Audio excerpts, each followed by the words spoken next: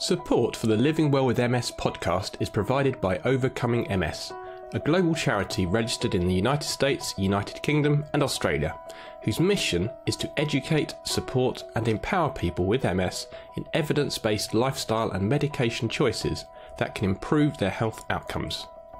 Please visit our website at www.overcomingms.org to learn more about our work and hear directly from people around the world about the positive impact overcoming MS has made on their lives.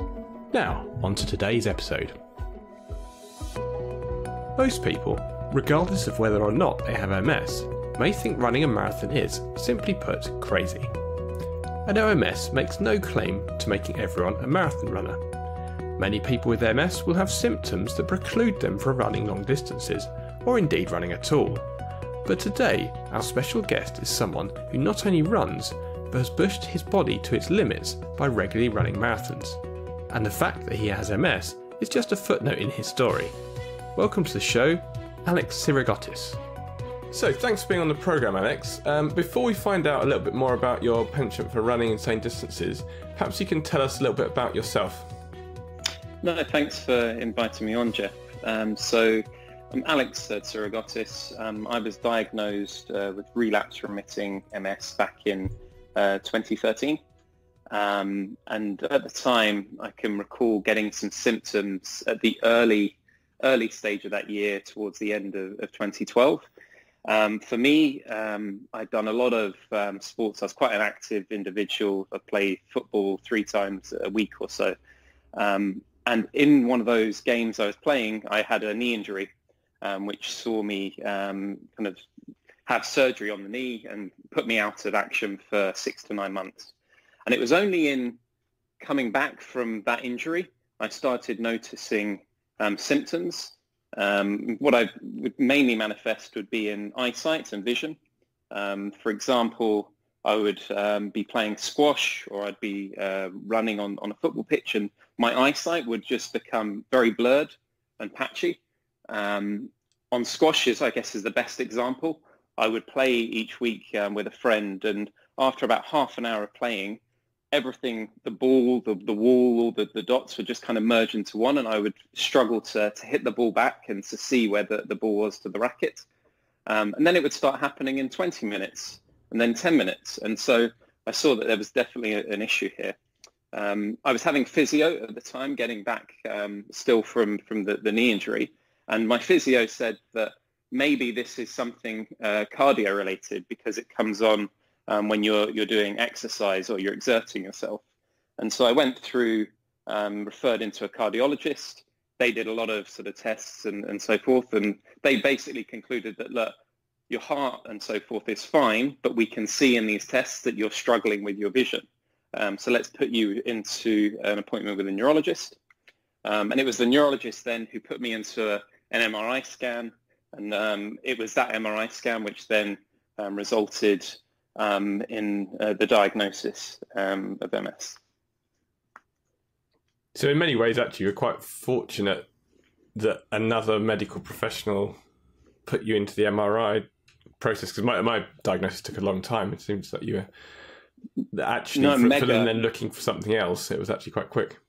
Mega fortunate on that. The speed of, I remember going from cardiology to neurology and then to diagnosis was pretty quick. And the diagnosis, or the original diagnosis, happened in June, I think June 20, the later stage of June.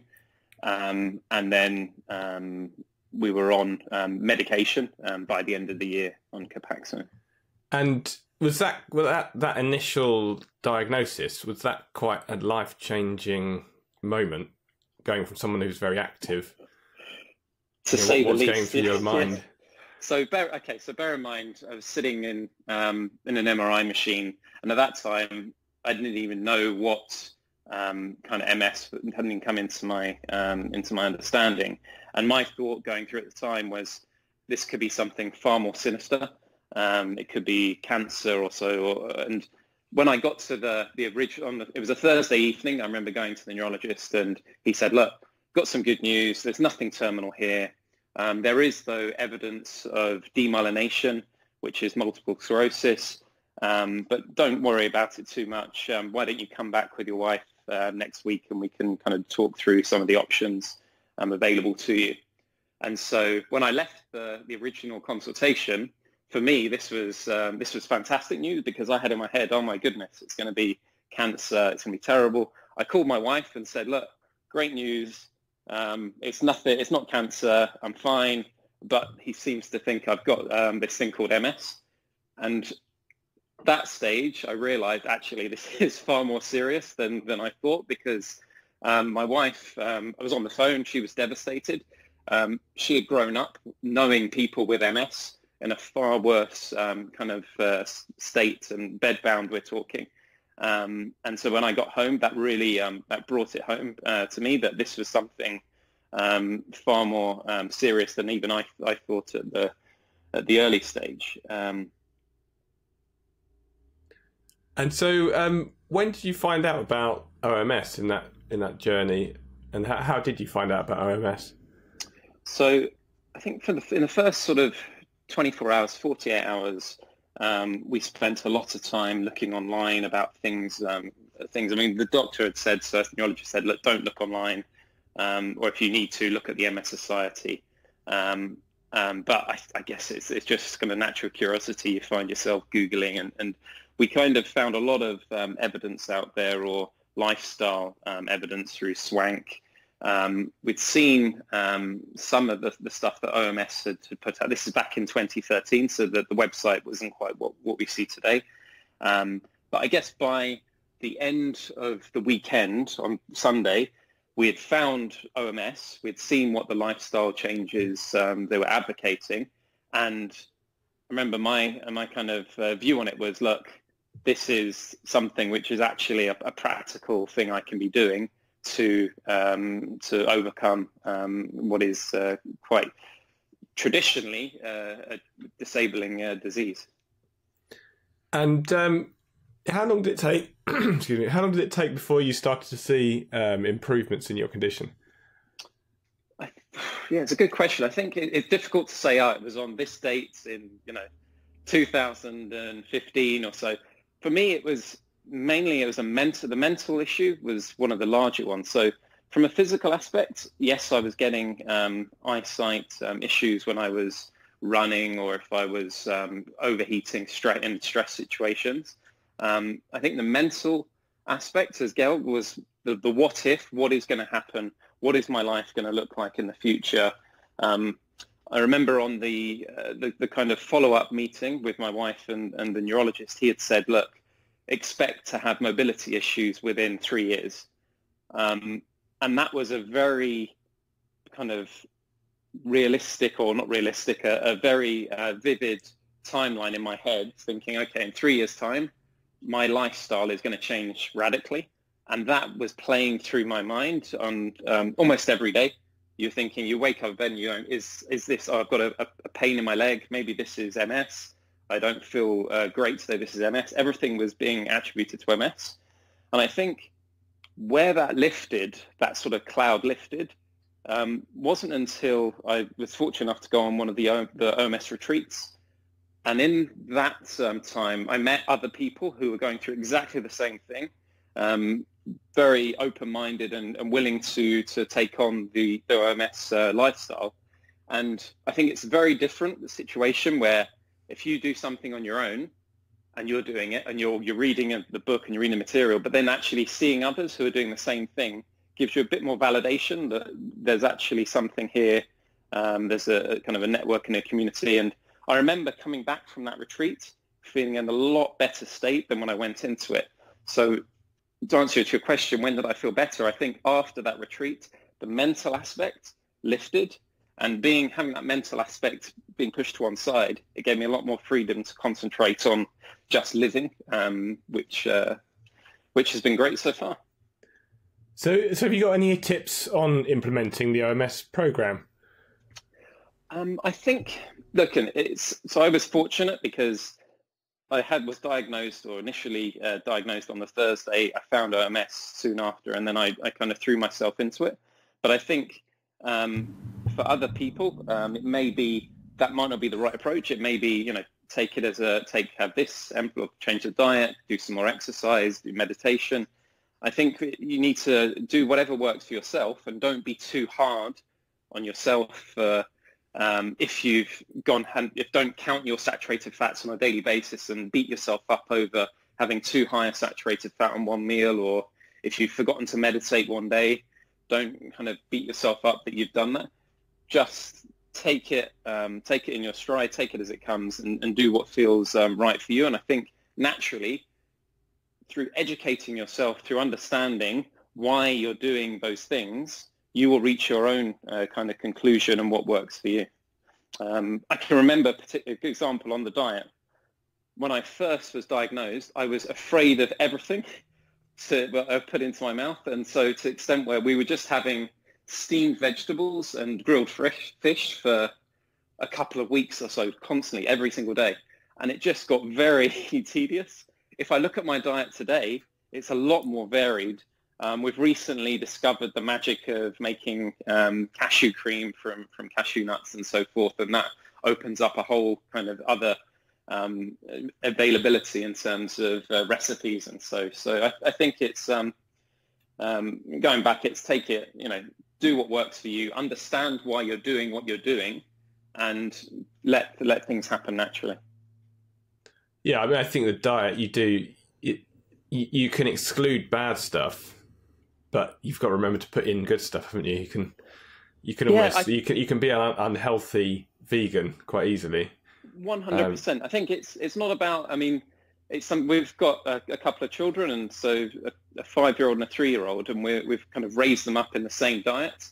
And so when people say, "What can't you eat?" It's not about what can't you eat. It's about what can you eat, and what are the possibilities. What can you make? What are the colourful things that you can create? I think that's what becomes more exciting. We grow our own vegetables as well at home, so we're kind of exploring in terms of what's the best thing to grow, what's the weather, and having that kind of seeing food being grown and then cooking it and eating it, I think is very rewarding. And so on to marathon running. So you've done a lot of marathons. How did that start, and how does it feel to run a marathon? How did you get started running marathons, and why do you run marathons? It's a good question. I guess. So I've done 4 marathons to date. The first marathon was in 2015. It was Paris. And bear in mind, this was pre-retreat. This was in the mindset of, okay, I've got 3 years left. I'm coming up to, halfway through the 3 years or so. I don't know how long I'm going to be mobile for. I've always wanted to do a marathon. And this was an opportunity to do it. Paris is for those who are wanting to enter marathons, Paris is a very easy one an easier one to get a ballot entry for versus London or so. So I entered Paris just with the mentality of, I want to prove that I've done a marathon in my lifetime, and a tick box. Next year, so we're talking 2016, a friend was going to run in Venice Marathon, and he asked me to run with him, and we were running for the charity Trekstock, which is a young adult cancer charity. And so we did that in Venice, and it was great because we went there for a long weekend. We took in the sights and then did the marathon. And then the following year, so 2017, I'd gone for my an MRI checkup, and the neurologist had said, I'm looking at your kind of results, and I can see there's 0 activity in terms of new lesions or active lesions. And I remember thinking, this is 4 years now, what I'm doing in terms of how I'm living my life, and with OMS, it's working. I've raised money for a cancer charity the year before. I want to do something now for OMS and to give back into what they've done for me, to put back into the charity. And it was a tough one, because to raise money to OMS, for example, you have to put yourself out there and say, I'm doing this, why are you doing it? And have to disclose to everybody you've got MS. And I thought, it's been 4 years, it's worked. My doctor had said 3 years I'd have mobility issues. There was no indication of that to date. So at the time, I asked a friend if she can take some pictures of me for my charity site.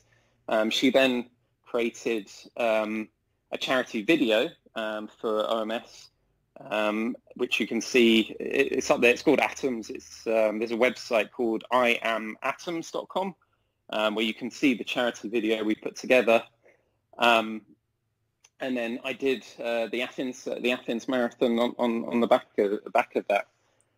And so are you just running like a completely normal other runner? When you finish, you just get a silver towel around you and that's it? Or do you notice effects?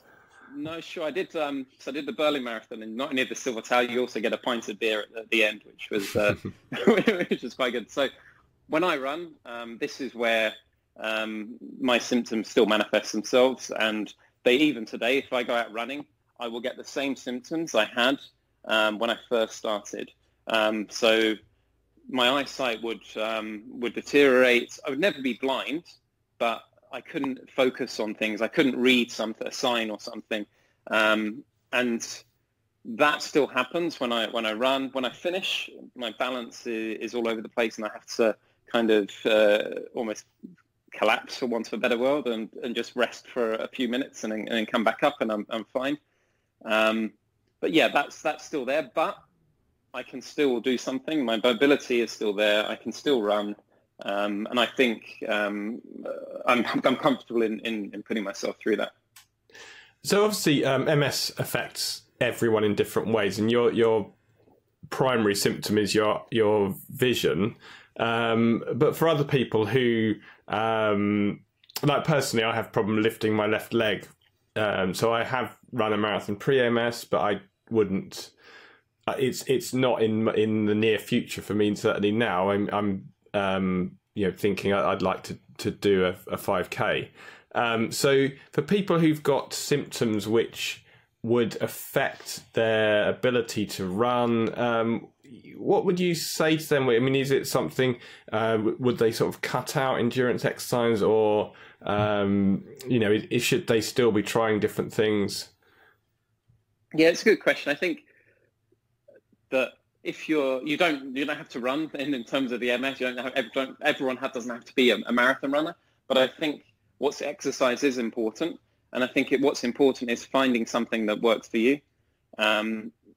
Running for me was great. I also did like a local park run, which I think they're global, 5K runs every morning, and it gets you into a whole community as well of other people. And you don't need to be fast to do a park run. I think people finish, you get fast people there, don't get me wrong, like can do it 16 minutes for a 5K, which is super, but you also get the whole range of individuals going out to 1 hour 30 or so. And it's not about the time, it's about being there with other people and enjoying the social aspects and the community approach. So I think if running's not for you, maybe you like swimming, maybe you like walking, maybe you like yoga or so. Anything that you can do to sweat is something which I would encourage. And we've also set up something in the OMS community. It's a Strava OMS club. What Strava is like, think of it like a Facebook or a Twitter without all the negativity. It's just literally you can log on, you can post your activity, and if you're in the OMS Strava club, you'll see other people, other OMSs doing activities, and it's a way to kind of have encouragement for all the activities that people do, whether it's walking, running, cycling, swimming, hiking, yoga. You can even put meditations, I guess, on there. So.